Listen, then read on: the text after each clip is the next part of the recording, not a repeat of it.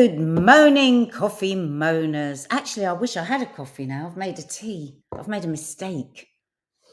Well, why don't you go make one? Well, because I was just a bit worried. You know how because it's so bloody hot, sometimes coffee can make me hotter. You know what I mean, baby? Yeah, I've drunk. Yeah, I do. Morning, everyone. Happy Friday.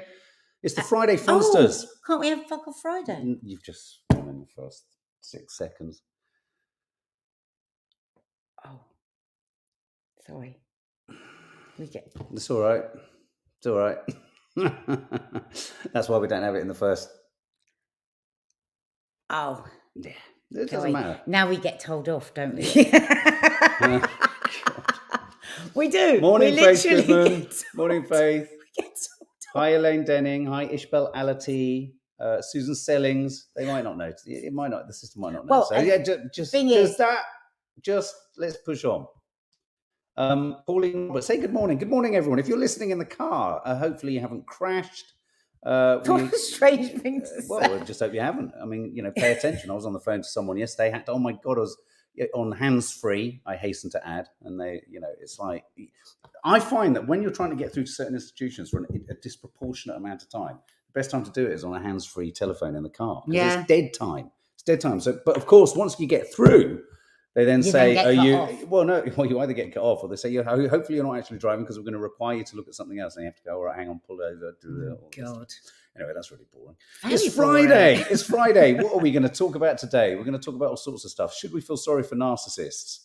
Are NuCalm stickers that say that you can get calm a pile of old nonsense? We really do want to know if anybody has used these. What are they called? Anxiety or something like that. We'll tell you. They're these little stickers that NuCalm stickers. NuCalm stickers that claim that they help anxiety. So obviously we were interested in that. Everybody's more anxious these days. Mark doesn't believe in it at all. Don't throw my judgment out the window. No, because we don't know. We've had that's not what I actually think. That's not what I've got. Sorry, okay. Yeah. Right, You're talking for me, babe. I'm sorry.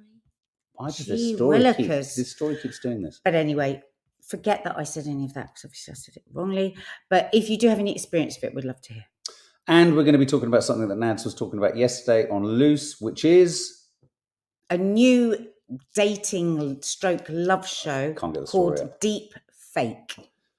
Because iNews is really annoying that even when you log into the account that you've got, it doesn't let you see the bloody article. It's so frustrating. People are going to feel like they're married to you. You're moaning about all your boring things. You know what? There's so many technical bits of this sometimes. And when they don't work, it's beyond frustrating. And then when you plonk on and go FUCK, and then everything else goes out there, it's frustrating. Yeah, I'm a bear with a sore head. Bloody hell. God. Yeah. Morning, everyone. Hashtag, where are we? Hashtag fuck off fun Friday. That's what I say. Hashtag fuck off fun Friday. Raspberry Mojito Girl kicks off with a nice little phrase there. Narcissistic people are evil. No, seriously. We want to have we want to chat about that. Well, it's an interesting article by a narcissist about how they try and deal with their narcissism. Yeah. So anyway, anything you want to add before we move on? Well, I was just going to say, we are going to be talking about this new series. I think it's only out in Spain at the moment, but it's coming here. Deep Fake, and it is Gabby. Next level TV. Really, is it called AI when you deep fake? No. Well, it's a robot. No, it's a form of it's AI technology. AI isn't just a robot that talks to you. AI is, And yes, I was just saying over on Instagram yesterday, we did the topic on loose women, and I thought, I really want to do this on Coffee Moaning tomorrow because it'd be really great to get a man's opinion on it. We had a really good chat about it on Loose Women for sure, but it would be nice to get your thoughts and feelings, and of course you guys, because I was thinking, I wonder what the subs think about this. Yeah, absolutely. What do you think of you when I'm sat there on Loose Women? Yeah. Okay, so and I think I've got a funny and finally. I told Nadia what our and finally was yesterday, which was the Mexican marathon. I got 0 response from it. The Mexican, you literally stayed on your phone and didn't even comment. On a minute, I said, "Oh my God, are you joking?" And then I said to you, "Do you remember when you were in Jordan when you did the ultra marathon and all my family were going?" We will pick you at 10 miles. 10 miles is enough, and we will take you in the car. Do you remember that? Yeah. Thank you. I was fully engaged in your story. All right, yeah, I remember that. Anne Murray, a moderator will have decided that something was incorrect or inappropriate in something that's been posted on Instagram. We have moderators who look after the blocking, I'm afraid, on Instagram. I'm sorry, it literally, we haven't got time to do all of that. But if there's anything that's vaguely, potentially contentious, it will be picked up. Not even vaguely, after a couple of counts. So I don't know what that is, but maybe have a little think about what might have been posted. And if you really think it's not right, then get in touch again, please do.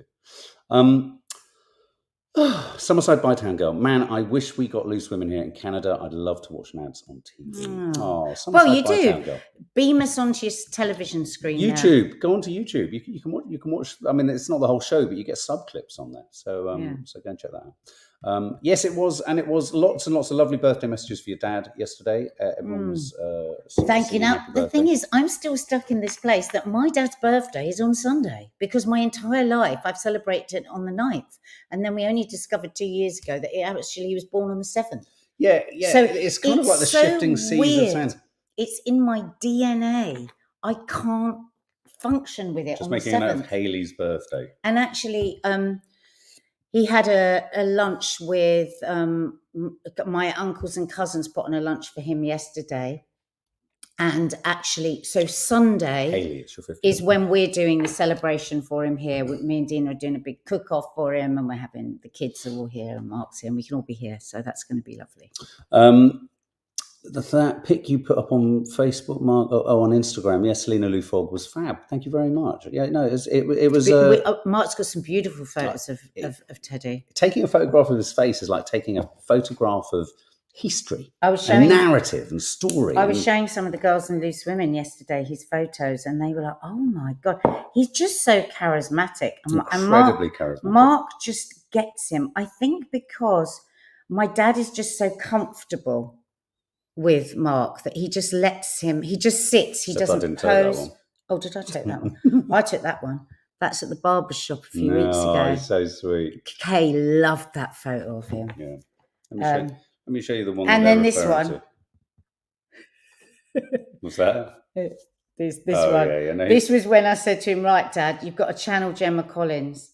I love this one. Look, with his beret. And we've got a new makeup artist. She goes, "Oh my God, is that your dad? Does he wear a beret?" Yeah. Beautiful. This one, when we took him to Canvas Sands. Oh, I love it. I think one of the most atmospheric photographs I took of your dad was at Amman Airport or in Jordan at some point, and he was chewing on what are those small... Bizarre. What was it? Pumpkin seeds. Say it again. Bizarre. How do you spell that? Bizarra.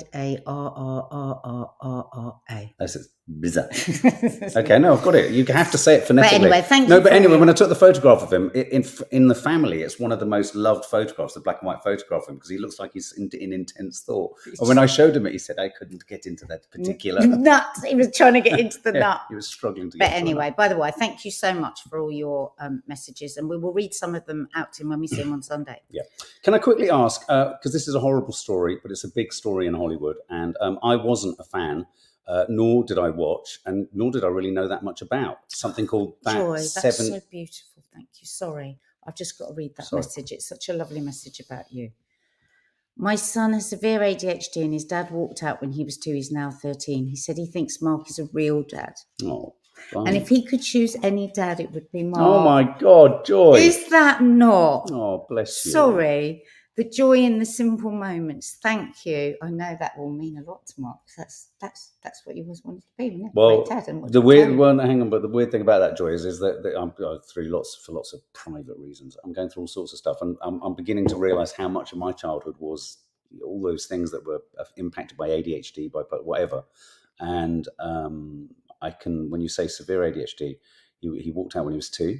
My father disappeared at the age of 2, and I'm thinking a lot about what was going on for me actually around the age of 12 and 13. And I actually quoted big Mark. Big hugs and big love to you, Joy, and your son. I actually quoted Mark yesterday on Loose Women because we were talking about grief, and we were talking about how it can be difficult when a parent dies that's been absent. And I said, "Oh, well, Mark really made me think the other day," because he said the relationship that you have with an absent parent is actually a huge relationship. It can consume you.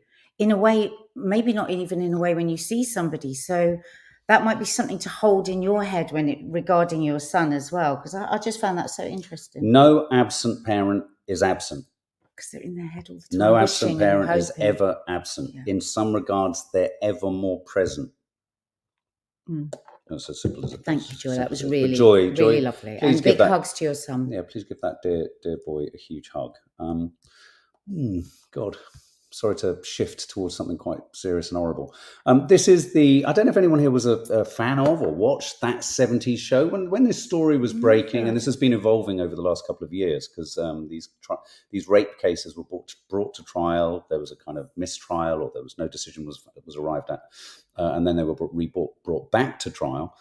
This is the story of Danny Masterson, who was the star of that 70s show. Did anyone have were any of you fans? It was big in Ireland, says Catherine Cronin, really.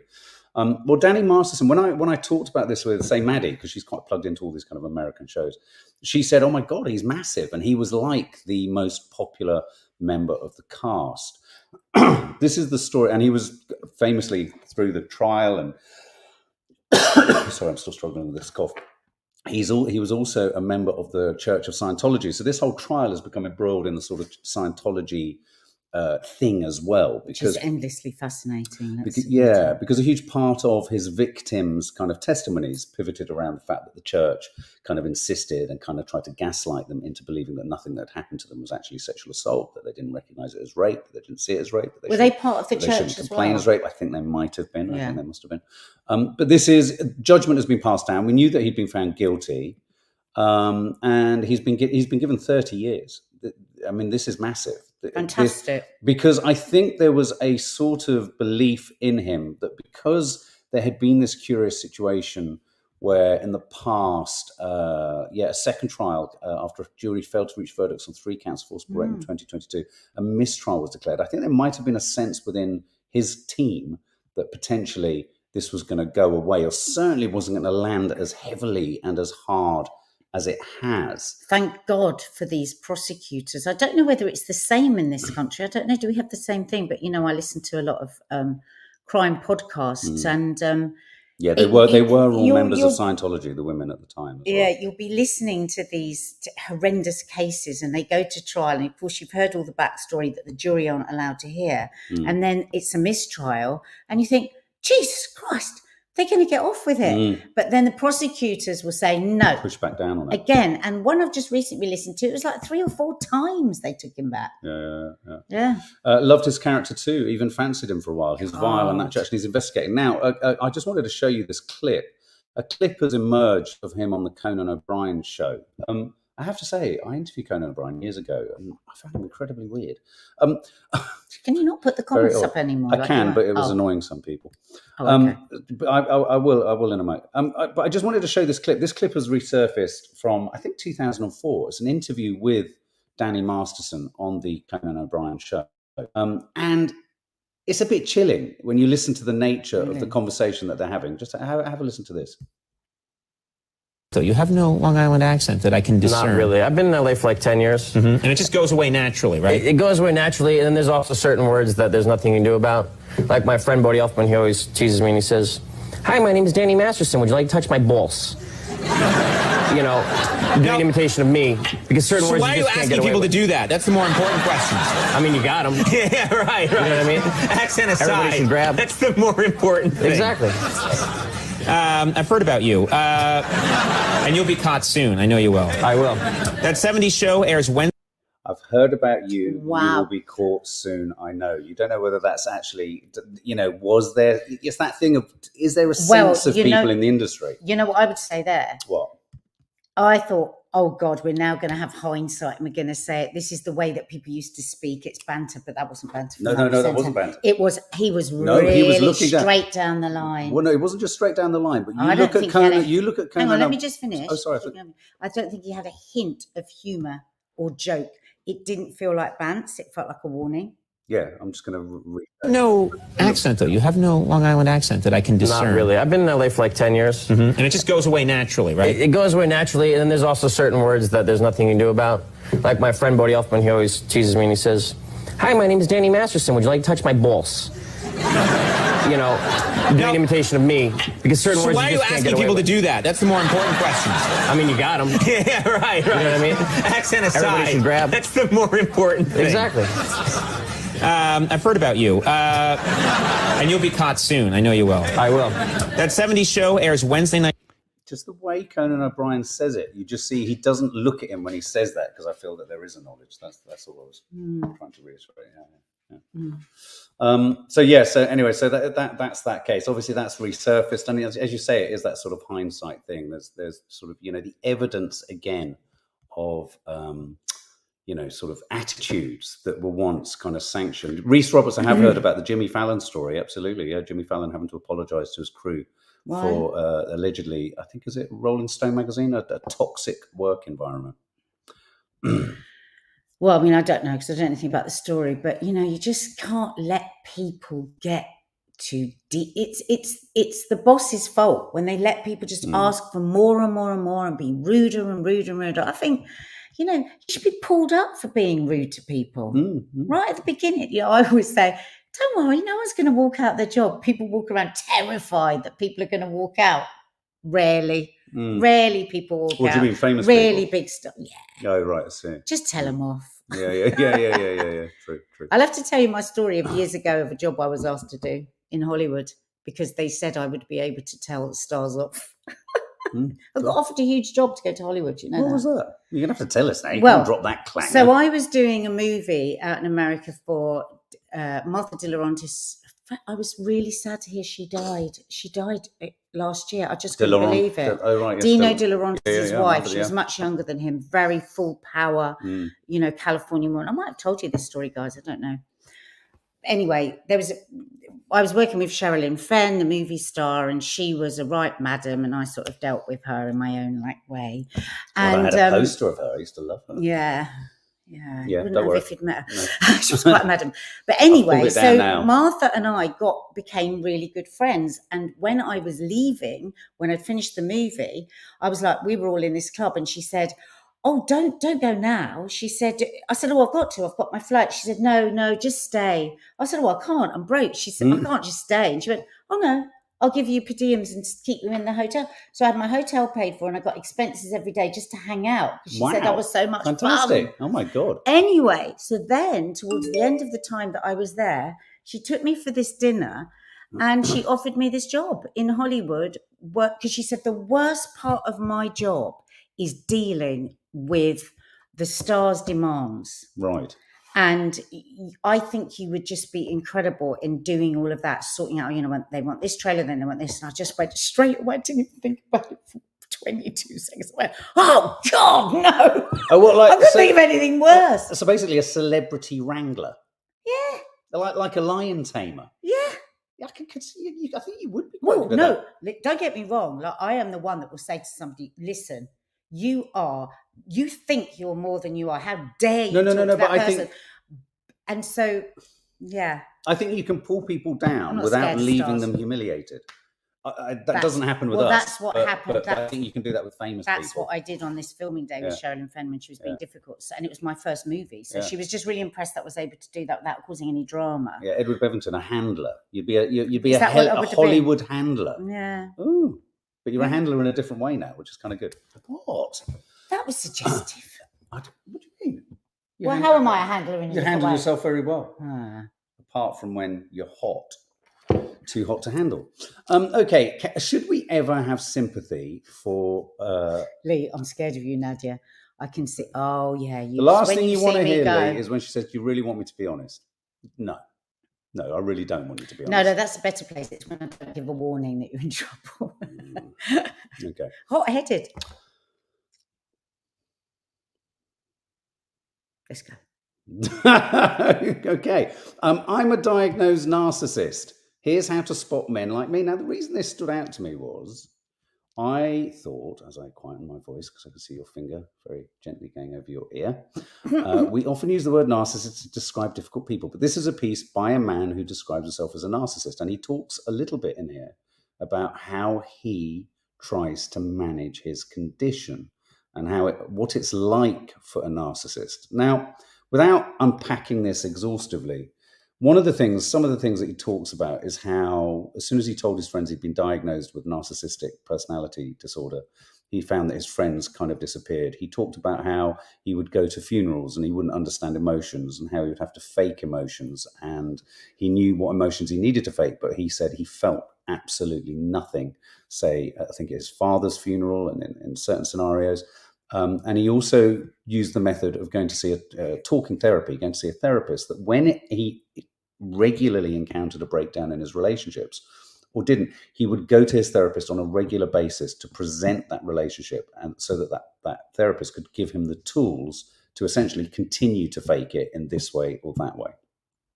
So it's like he acknowledges that he's got NPD, and yet he reaches out for help to be told how to, in a sense, perform in a more empathetic world, though he says he still feels nothing. Should we? Does he feel sad about feeling nothing? No. Or does he not know what? No, and in fact, the person who's interviewing him says, I couldn't help but wonder halfway through chatting to him Whether he was manipulating. whether all he was interested in being was the most perfect narcissist. Well, because it's interesting, because I've listened to quite a few interviews with the narcissists, and they are, I wish I could remember this program that I listened to, because I'd like to recommend it to you guys, but he was amazing, because he was going, I've been going for years. He came from a very wealthy family, and it was part of his, for him to inherit his inheritance, he had to agree to regularly see a psychiatrist. Right.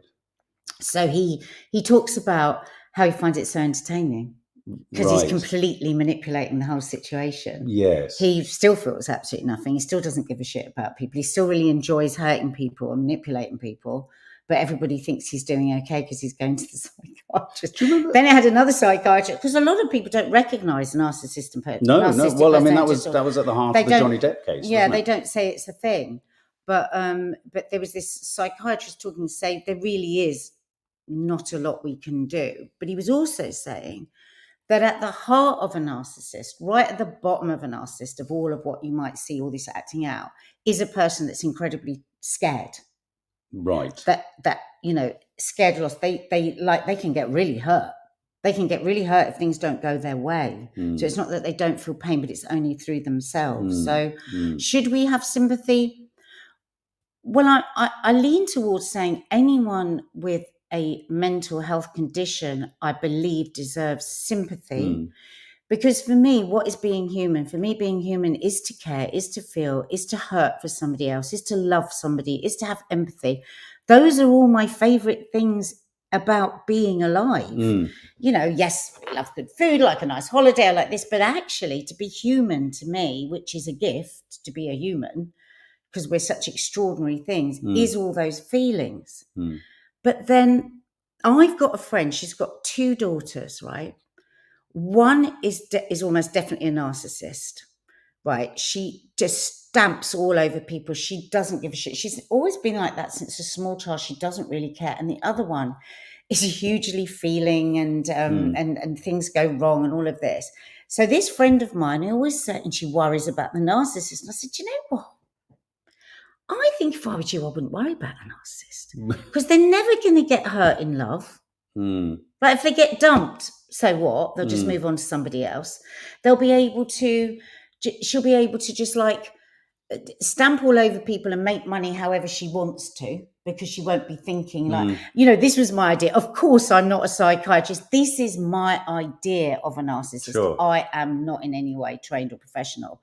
And she said to me, God, I've never thought of it like that. I said, it's the children with huge feelings that you worry about most, because you think of all the pain they're going to have to go through. Well, I always remember you saying about someone else that we knew that, this idea of, the psychopath, that is someone who demonstrates clearly psychopathic tendencies. It's the idea that you don't need to fret about them because they're ploughing around quite happily doing what it is they're doing. I mean, I think it's a really tricky one, because Kimberly Jones, I just wanted to pull up I'm going to pop yours on the screen, actually. Kimberly Jones, what a surprise. A narcissist trying to get us feel sorry for a narcissist. Exactly. MeTube, narcissist self-diagnosis is ironic. Here's one of the things. There's a lot about, isn't there, that there's too much discussion around narcissism and everybody's diagnosing. I think it's becoming a bit ubiquitous, and it's almost like it's become a kind of go-to phrase for almost absolutely any kind of character defect or any actually, sort of selfishness can be. I think we mustn't run the risk of kind of endangering the idea that actually narcissism is actually a thing or an identifiable thing. I do worry. Yeah, what if you're just a nasty bastard? Yeah, what if you're just a nasty or a nasty bastard? cow? But the other thing is does it matter? I suppose the thought I had earlier, drinking my first coffee, was, does it really matter that we don't feel sorry for the narcissist if that isn't going to affect them in any way, shape, or form anyway?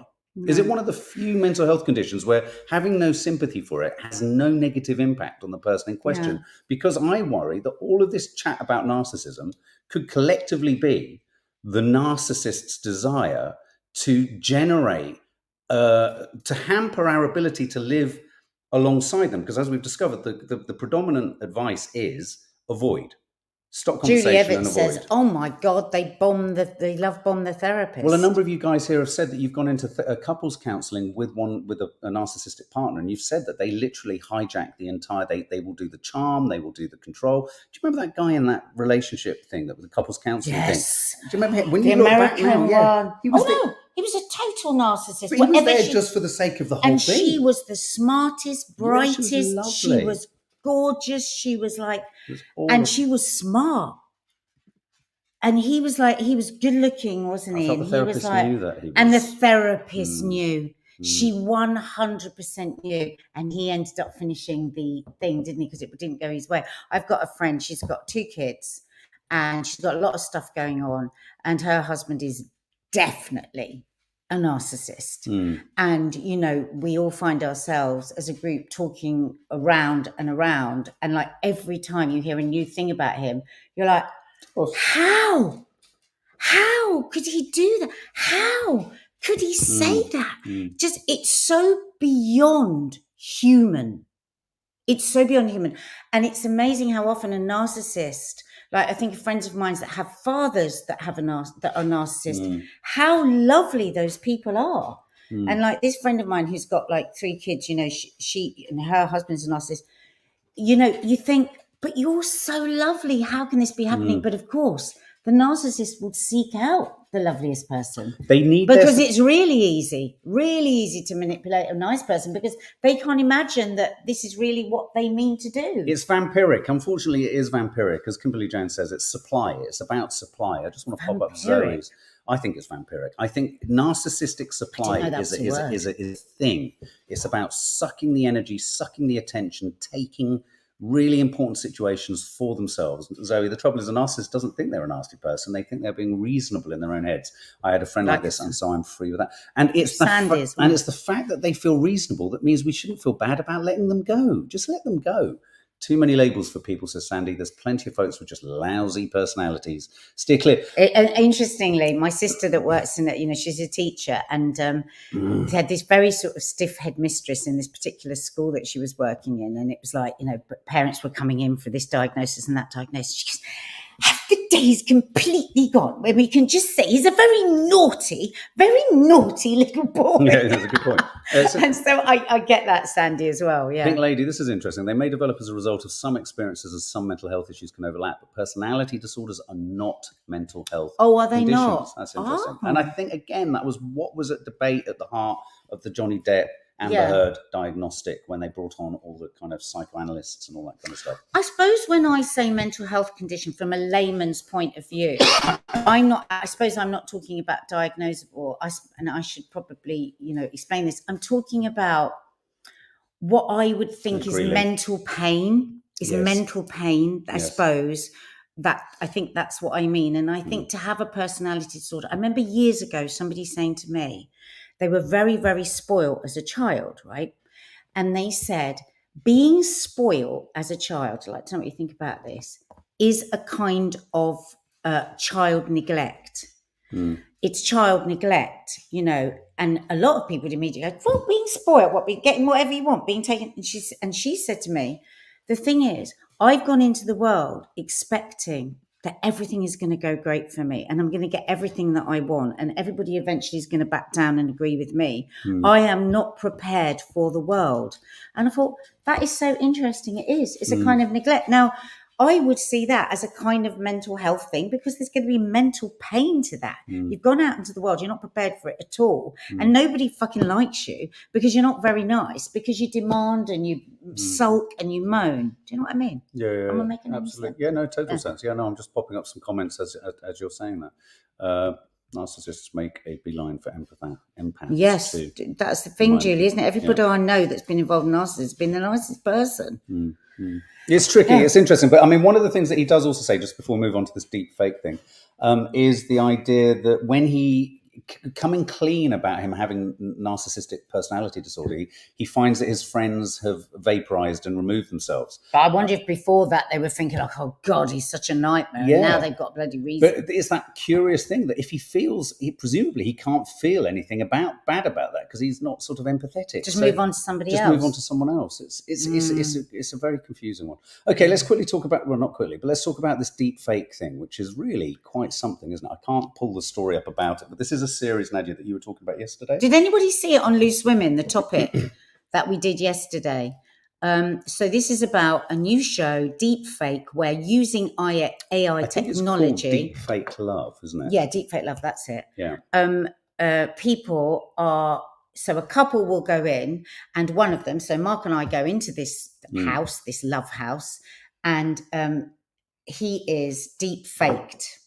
There is a... Do you know what deep fake is, guys? Yeah, explain it. You'll be well, better. Well, no, deep fake is a sort of AI technology where you can essentially make it look like... There was a series on ITVX, I think, where, you know, they would put the head of Kim Kardashian very convincingly on the body of someone that looks like Kim Kardashian, and she will do stuff, and it looks like they're doing it. I mean, it's like Photoshop, but it's the most elaborate, sophisticated way. I mean, so elaborate that it looks like people are really doing stuff. It's the next big danger zone, I think, for not only potential global conflicts. I'm not going to talk about that, but global conflict. I mean, I think, you know, if you start to sort of post stuff about people doing stuff that they're not doing, you could mobilize revolutions. That's what Kelly Holmes said, because, you know, she was in the army. She said it's absolutely terrifying. This could kick off a world war. Yeah, it really could. It really could. But so this technology is used. So Mark and I would go in. They would have like a double, and they would AI him so that it looks exactly like him. So the couples go in and they say, oh, I 100% know that my partner will be faithful, right? Then they watch a scene, don't they? And there's all sorts of gorgeous people. The only bit that we've seen, the trailer, honestly, it's really, really shocking.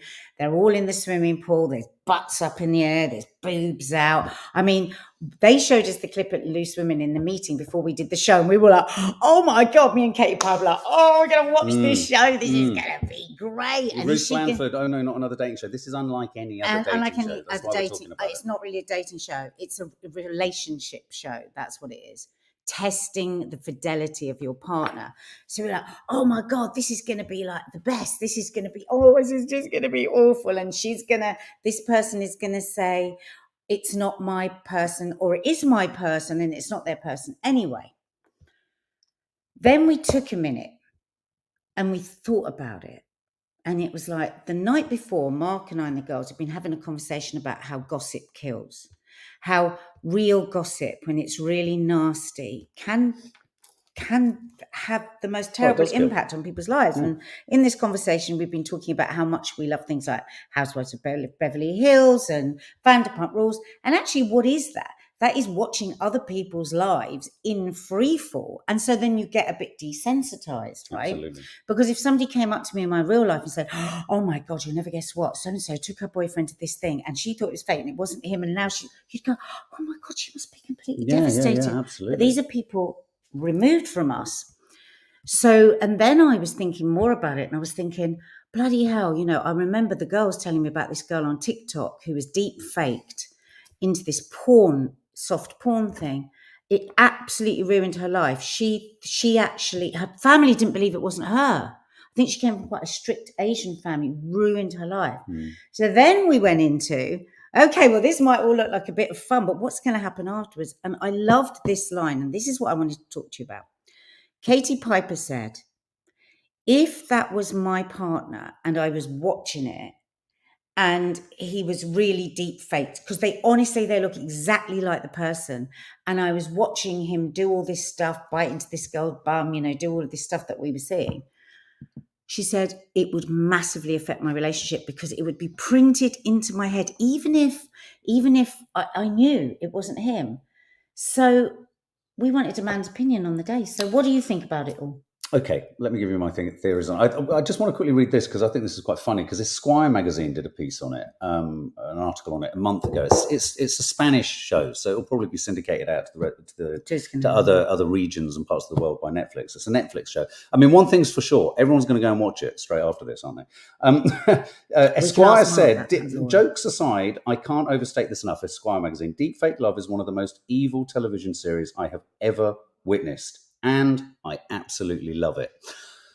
So what do I think about it? Good question, Faith Goodman asks, can these fakers speak? I think the technology is sophisticated enough to be able to they will map their voices and they will recreate their voices. I mean, they show within the show, and if you watch the trailer, they show how they do it. Mark would know that. Yeah, I think there are laws on that here. You couldn't. What? Laura Lou says the couples didn't know much about the show when they signed up, but not sure I believe that. That's incredibly tricky territory to get into.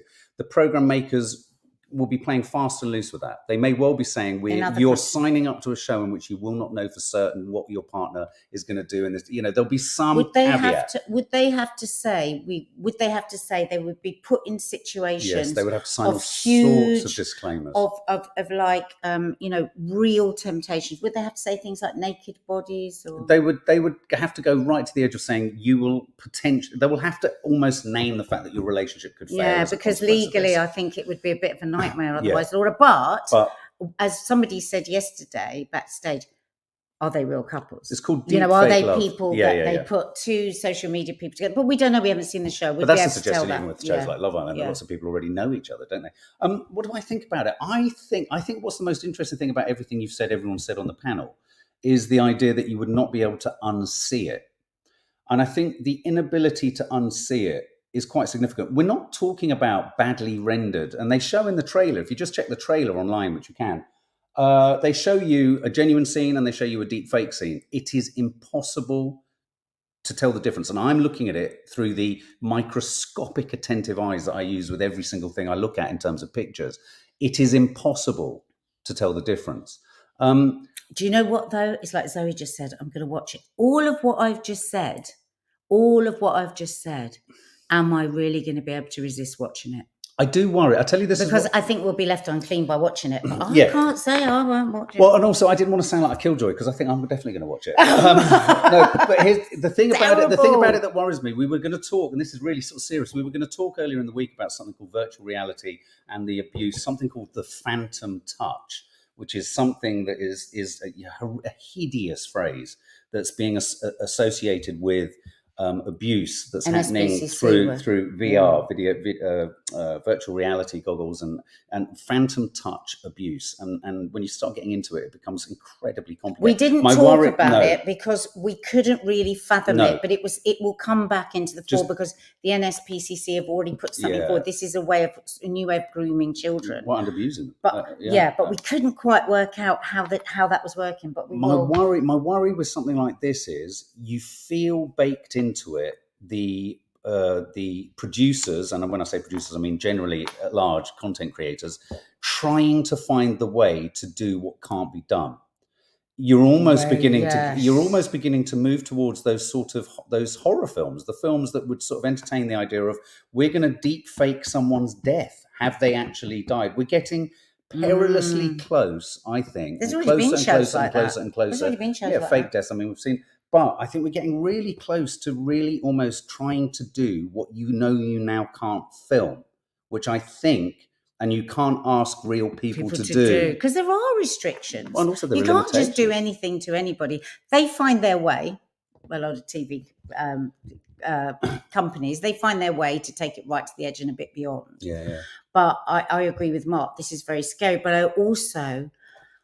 I also question myself, and if people like us that go into the, really think about everything, are still saying, but would still watch it.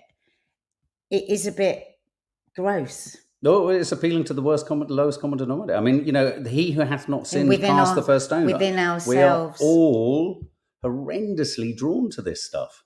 I can't help it. I love a gossip. It's terrible. Who of you, say yes or no? Are you going to watch it if you haven't got Netflix? Be would really, really honest. Some people Because- would find it thrilling to see their partner do stuff knowing they hadn't done it. Perhaps. Yes. I mean, there's that other side It's of it. like your fantasies lived out, but that's dangerous because it's like if people start to live out their fantasies, say like they're people that like the fantasy of a threesome, and then somebody says, "Shall we try a threesome?" It's like, be careful there, Yeah, there's because a then you're playing with fire. huge gulf between the two. Look, it's mixed. Russ, yes, I'm intrigued. Zavil, Sikta, yes. Jackie Villino, yes. Zoe, obvs. You're funny. I'd love to know what Lee Peart thinks. Is Lee? Do you think Lee Peart? I saw you were in the room earlier, Lee. I don't know if you're on a treadmill right now. I'm seeing you later. yeah, Can't wait to see you in Manchester. Oh, sending you lots of love, Lee. Okay, just quickly, and so finally, before Not in a million years. not in a million. Who's that? GB.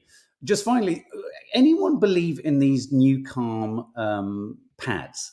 Is there It's got its temples. yeah, no, I know. Oh, that's Is there science behind this or not? These are the anti-anxiety patches that Meghan Markle has been seen promoting, or she's got on her wrists.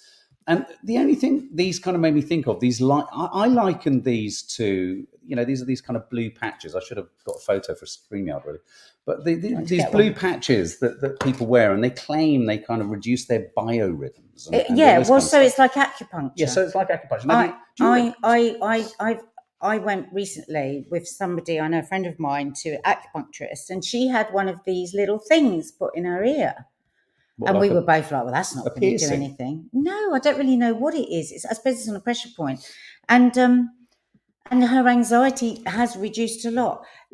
It's things like, there's a particular point. I used to use this when I was pregnant. I would get a headache right in here, acupressure. Dina used to do that and to when me you with do a that, hangover, and it can really reduce your headache. Reflexology does amazing things on the How body. does the sticker So do it? is it on a particular point? And it's where they place the sticker. Who knows? Does anybody know? Well, Have you had experience? Okay, of it? so the Guardian. The reason I brought this up is that obviously Meghan Markle was seen wearing these quite a while back, but NuCalm, they call them neuroacoustic technology.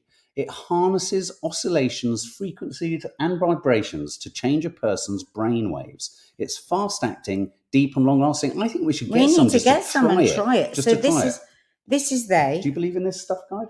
Well, I just think, like we use homeopathy and people will go, oh my God. But when it works, it is unbelievable. I mean, so just because we don't understand how something works. Auricular therapy, I always say to people when they say, well, what's in your remedy or how does it work? I said, well, okay, get out whatever medications you're on and tell me exactly what's in them and exactly how they work. That's what I thought the country pumpkin is. It a placebo thing? I'll tell you what we'll But do if with it this. is and it works, fuck it. It reminds me of, do you remember back in the 70s, I don't know if you remember in the 80s, when you drive in front of a car, and I remember saying to my granddad, why is that car got that thing hanging off the back? And he said, it's to stop people feeling car sick. Do you remember? Yes. You used to have things just like, I was like, do you mean maybe there was something, Electromagnetic, it was like a little plastic thing that kind of like I'm just throwing words around now. I don't even know electric. Do you know, have you got any biorhythms? Do you think? Millions. I know, I felt at them any yesterday. point in the day. Yeah, I felt them yesterday. They were all over the place. Anyway, guys, we're going to be doing the... does anyone use them? Just see, because we did a bit of a I was just call out. popping up a few comments there. Let's have a look. I love alternative therapy, but there have been lots of variations on this type of patch, says Dawn Decker. Feels like a rebranding. Sarah Witherspoon, it's worth trying. Everyone is different. If it works for... I mean, I'm a big fan of not dismissing something just out of hand because it seems crackers. I've just done that. Sorry, I've done you. Emperor's New Clothes. What's this one? Anna Charalumbus. I find meditation works for some people, not everyone. Yeah, absolutely Natasha, right. guys, I'm supposed to be seeing improvements with my antidepressants. Been on them since June. Noticed nothing. Maybe try I would NuCalm. say you might need a different one, but also, so go back to your doctor. And the thing is, having witnessed Mark, like with his medications, they do take a long time to settle, don't they? They do. Yeah, they really absolutely. do. Absolutely. Okay, guys, we've got to go. What was I going to say? I can't. Go back to your doctor and have another chat with him, Natasha. That's what I would Kimberly say. Jones. I trained in kinesiology, acupressure, meridians, thousands of years of use and evidence. I 100% believe in all of that. I think my moment with this, which I don't understand, is what pressure can come from? Is it the metal in what is in the sticker that makes it different? Must be And what is it pressure. about the design? Do you know what? Do you know what I loved having these messages up here, seeing people's faces? You can read it. Oh, yes, So I know. nice. I know. It is nice to see your. It's like going out, doing this tour, this Loose Women tour, and actually meeting you and seeing you is just so lovely. Make sure you say hi if you're in Manchester. So I'm in Manchester today, so hopefully see you there. Lee's going to be there too, so say hello to him if you see him. And looking forward to it. Just Faith Goodman, quiz of the week is going to happen tomorrow off the back of the Saturday papers. It's a pre-recorded Curly Cooks tomorrow. That's going up. And then it's going to be a live No Name Sunday show on Sundays. So we're going to have, I think I might be making something there as well. Yeah. But we have a couple of birthdays to do. We've got Hayley's 50th. Oh, happy 50th. It all gets better from here. Oh, happy birthday to you. Happy birthday to you. Happy birthday, dear Hayley. Happy birthday to you. And we also have Laura Lou, I believe it's your birthday. What I would say, Hayley, is if you haven't started weight training yet, start now. Start now. It's amazing as you go into your 50s and you go beyond. Laura Lou, happy birthday to you. Happy birthday to you. Happy birthday, dear Laura Lou. Happy birthday to you. And more content will be landing over the weekend. There is a review. Do check out. Sometimes when we do movie reviews, we might not say it's a particularly brilliant film, but I have to say, please check out Ben Whishaw's new film. Him and I can't, the name of the actor escapes me who's in it with him. Sensational actors about a curious topic: a gay couple, two husbands, of which one half of the gay couple has an extramarital affair with a woman. And it sort of spins off. It's just something that you don't see it often that way around, which is kind of interesting. And we'll be watching The Woman in the Wall this weekend, and we will be catching up with all the reviews. Yeah, so episode 3 and 4 review will be landing Sunday night when we've watched